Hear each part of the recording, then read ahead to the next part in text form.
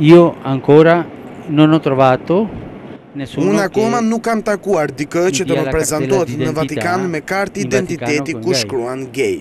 Nëse një person është gay, kërkon Zotin dhe ka vullnet të mirë, kush jam unë që ta gjykoj? Chi sono io per giudicarla?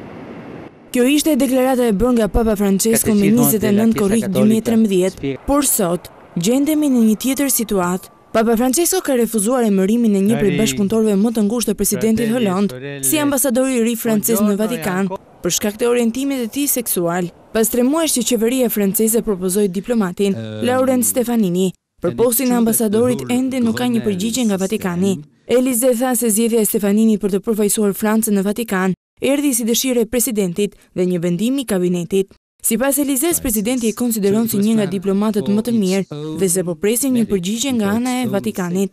Media franceze Le Journal du Dimanche citon burime brenda Vatikanit që shprehin se vendimi është marrë nga vetë Papa Francesco. Homofobia e Vatikanit njollos seriozisht imazhin e Papës, duke qenë shumë më mendjehapur se paraardhësit e tij mbi seksualitetin, vijon shkrimi.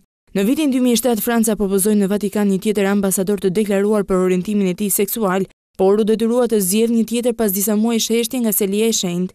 Ndërkohë ambasadori i refuzuar së fundmi shërbeu për 4 vite në Rom në periudhën 2001 deri në vitin 2005.